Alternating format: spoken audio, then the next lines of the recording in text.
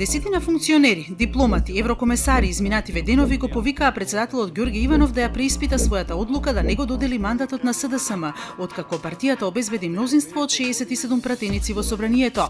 Меѓу оние кои испратија порака е генералниот секретар на ОПСЕ, двајца еврокомесари, министерката за надворешни работи на Канада и други.